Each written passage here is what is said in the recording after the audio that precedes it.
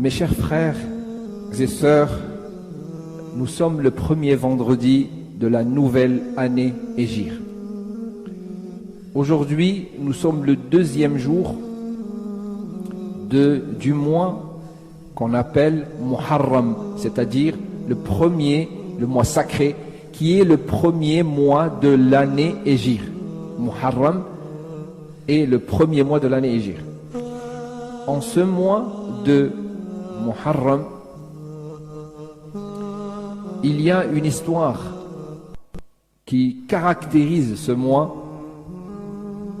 C'est l'histoire de Moïse et Pharaon et Pharaon.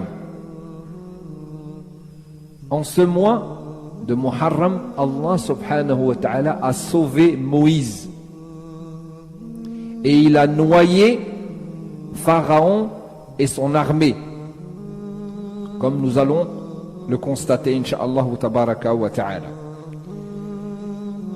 Nous allons citer un petit résumé de l'histoire de Moïse. Donc, Moussa alayhi salam, vivait à une époque où Pharaon, le Pharaon d'Égypte, était au pouvoir dans le pays. Il était si puissant, Pharaon était si puissant, qu'il alla jusqu'à dire: c'est moi votre Seigneur le Très-Haut. Pharaon exerçait sans peine, sans autorité et sans tyrannie sur tout le peuple d'Égypte. Pharaon exerçait sans peine son autorité et sa tyrannie sur tout le peuple d'Égypte. Avec Moïse, les vents du changement commencèrent. Avec l'avènement de Moïse, les vents du changement commencèrent à souffler. Et c'est là, les prophètes alayhimus salatu wassalam, leur mission, c'est de changer, de réformer les peuples vers ce qui est mieux. Moïse, donc, est venu avec le vent du changement. Et il alla démontrer que même si les êtres humains font des plans, Allah est le meilleur de tous les planificateurs. Les êtres humains sont faibles, ils planifient, ils font des plans. Mais Allah tabaraka wa ta'ala est le meilleur des planificateurs. Wa yamkuruna wa yamkurullahu wallahu khayrul makirin. Lorsque Moussa quitta l'Égypte avec ses troupes par ordre d'Allah tabaraka wa ta'ala, puisque Pharaon était tellement injuste à l'égard du peuple des enfants d'Israël que Allah subhanahu wa ta'ala ordonne à Moïse de prendre avec lui le peuple d'Israël et de sortir de l'Égypte. Lorsque Moussa quitta l'Égypte avec ses troupes, Pharaon le suivit avec son armée. Quand les deux groupes furent à portée de regard les uns les autres, Moussa se dirigea vers la mer avec son peuple. Alors que le Pharaon et son peuple s'approchaient d'eux, les compagnons de Moussa s'écrièrent: ils nous ont rejoints, ils nous ont rejoints. Moïse dit: oh que non, oh que non, j'ai avec moi mon Seigneur qui va me guider. Inna la mudrakoun. C'est ça que le peuple a dit. Moïse a dit: Kalla inna ma'iya rabbi sayahdin. Oh que non, j'ai avec moi mon Seigneur qui va me guider. Regardez la parfaite confiance que Moïse avait en Allah subhanahu wa ta'ala. La mer est devant lui, l'armée de Pharaon est derrière lui, c'est-à-dire il n'y a pas d'issue, il n'y a aucune issue, il n'y a que la mer devant et l'ennemi derrière. Le peuple s'est écrié: il n'y a pas d'issue. Mais Moïse a la parfaite confiance en Allah subhanahu wa ta'ala. même s'il ne savait pas encore qu'est-ce qu'il devait faire, mais il savait qu'Allah Ta'ala allait le sauver. Subhanahu wa ta'ala. Alors,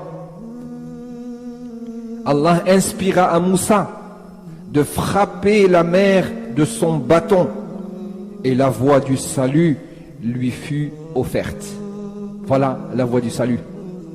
Et vous voyez, quand on est avec Allah subhanahu wa ta'ala, Allah nous offre des issues favorables bi'idhnillahi tabaraka wa ta'ala. Quand tu es avec Allah, Allah il est avec toi. Allah l'a dit à Abu Bakr quand il était dans la grotte, alors que les Qurayshites étaient à la poursuite. Et quand ils sont arrivés devant la grotte, si l'un d'entre eux aurait regardé au niveau de ses pieds, il aurait vu le prophète et Abu Bakr Siddiq radiyallahu anhu. Mais le prophète lui a dit: Ma baluka ya Abu Bakr bithnaini Allahu thalithuhuma. Le peuple s'engagea dans la mer, entre les flots, poursuivi par Pharaon qui fut englouti dans les eaux. Allah dit sur Pharaon: nous allons aujourd'hui épargner ton corps, al-yawma munajjika bi badanik, afin que tu sois un signe pour ceux qui viendront après toi. Mais en vérité, beaucoup de gens ne prêtent aucune attention à nos signes. Subhanallah. Il y a des signes dans cette histoire et Allah dit: mais en vérité, beaucoup de gens ne prêtent aucune attention à nos signes. Wallah, c'est un signe de voir aujourd'hui la dépouille de Pharaon, comme les scientifiques ont dit. C'est un signe d'Allah subhanahu wa ta'ala, un homme qui s'autoproclamait comme un dieu sur terre. Allah subhanahu wa ta'ala a préservé son corps d'une manière qui est vraiment miraculeuse, pour que aujourd'hui on puisse voir la dépouille et qu'on prenne des leçons de cette histoire. Ainsi, mes frères et sœurs, est la finalité de l'injustice et de la tyrannie.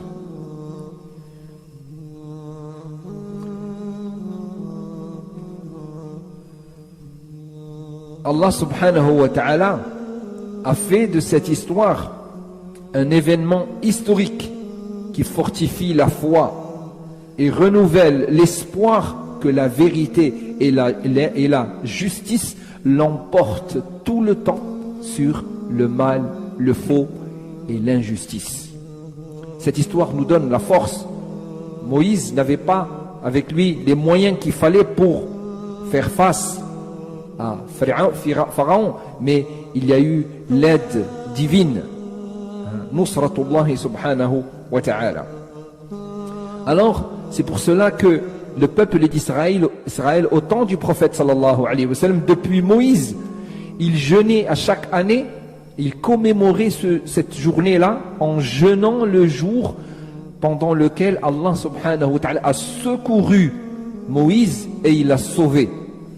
Et le jour où il a noyé, Allah subhanahu wa ta'ala a noyé Pharaon dans la mer. Ce jour-là, il coïncide avec le 10e jour de ce mois qui est le mois de Muharram, le 10e jour. Ce jour-là coïncidera, incha'Allah ta'ala, avec le samedi prochain. C'est-à-dire pas demain, car demain c'est le 3e jour du mois de Muharram. Le samedi d'après sera le 10e jour de Muharram. Et le vendredi prochain sera le 9e. Il est de la tradition du prophète sallallahu alayhi wa sallam de jeûner le 9e et le 10e jour. Le prophète sallallahu alayhi wa sallam, quand il est arrivé à Médine, il a constaté que les Juifs jeûnaient le jour de Muharram. Alors, il leur a posé la question: que représente ce jour? Le prophète sallallahu alayhi wa sallam a posé la question aux Juifs, puisqu'ils ont un livre. Donc il leur a dit: que représente ce jour pour vous? Pourquoi vous le jeûnez? Le prophète a posé la question aux Juifs à Médine. Alors ils ont dit: c'est le jour où Allah subhanahu wa ta'ala sauva Moïse, et le jour où Allah a englouti et noyé Pharaon et ses armées.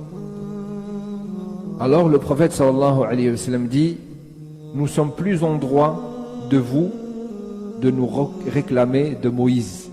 Nous sommes plus en droit de vous de nous proclamer de Moïse. C'est-à-dire que le prophète est plus en droit en tant que prophète, puisque les prophètes sont des frères, il est plus en droit de suivre et de commémorer ce jour-là en jeûnant que les Israélites. Alors le prophète sallallahu alayhi wa sallam jeûna ce jour-là, à partir de cet événement-là, et il ordonna aux Sahaba ridwanullahi alayhim ordre de jeûner ce jour. Ce jour était obligatoire. Il était obligatoire de jeûner ce jour jusqu'à l'avènement du Ramadan, le verset du Ramadan. Quand le Ramadan a été révélé, le jour de Arafat est devenu un jour recommandé mais pas obligatoire. Donc il fait partie de la tradition du prophète sallallahu alayhi wa sallam. C'est la tradition de Moïse aussi de commémorer ce jour qui sera le vendredi d'après. Le vendredi d'après, incha'Allah tabaraka wa ta'ala. Il faudra le commémorer en le jeûnant, incha'Allah tabaraka wa ta'ala. Et il est aussi de la tradition du prophète de jeûner un jour avant, c'est-à-dire vendredi prochain et le samedi d'après, jeûner ce jour-là, incha'Allah tabaraka wa ta'ala. Le prophète nous a informé sur le mérite du jour de Muharram, que celui qui le jeûne, Allah ta'ala lui expie et lui efface les péchés d'une année passée. Jeûner le jour de Muharram, un jour de Muharram, est égal à l'expiation et l'effacement des péchés de toute une année. Alors, quoi de mieux que de commencer une année comme ça, en expiant ses péchés, en effaçant ses péchés, incha'Allah tabaraka wa ta'ala, et en ouvrant une nouvelle page avec, incha'Allah tabaraka wa ta'ala, avec des nouvelles ambitions, incha'Allah, des nouveaux objectifs, changer, incha'Allah tabaraka wa ta'ala, dans notre comportement avec les uns et les autres, dans notre entourage, faire des bonnes œuvres, éduquer nos enfants, incha'Allah tabaraka wa ta'ala. Nous sommes presque à la rentrée, incha'Allah, de l'école. La science est très importante, l'éducation pour nos enfants, incha'Allah tabaraka wa ta'ala. Une éducation qui soit, incha'Allah tabaraka wa ta'ala, dans le juste milieu, éducation islamique et une éducation aussi scientifique dans la science, pour que nos enfants, incha'Allah tabaraka wa ta'ala, prospèrent et pour qu'ils aient, incha'Allah, des ambitions de faire des bonnes choses pour leur communauté et pour l'humanité, incha'Allah tabaraka wa ta'ala. قال الله تعالى للنبي صلى الله عليه وسلم وما أرسلناك إلا رحمة للعالمين. اللهم اغفر للمسلمين والمسلمات المؤمنين والمؤمنات الأحياء منهم والأموات إنك سميع قريب مجيب الدعوات. اللهم طهر قلوبنا من النفاق وأعمالنا من الرياء وألسنتنا من الكذب برحمتك يا أرحم الراحمين يا رب العالمين. اللهم إنا نعوذ بك من البرص والجنون والجذام ومن سيء الأسقام. اللهم وفقنا في هذه السنة الجديدة لما تحبه وترضاه. اللهم اغفر لنا ما فعلناه في السنة الماضية. اللهم تقبل ما عملناه من أعمال في السنة الماضية، ووفقنا في هذه السنة الجديدة لما تحبه وترضاه من الأعمال الصالحة ومن القربات يا رب العالمين. اللهم اجعلنا ممن سلك نهج أهل التقوى. اللهم ارزقنا صراطك المستقيم يا رب العالمين. اللهم وفقنا لكل عمل صالح يا أرحم الراحمين. سبحان ربك رب العزة عما يصفون وسلام على المرسلين والحمد لله رب العالمين.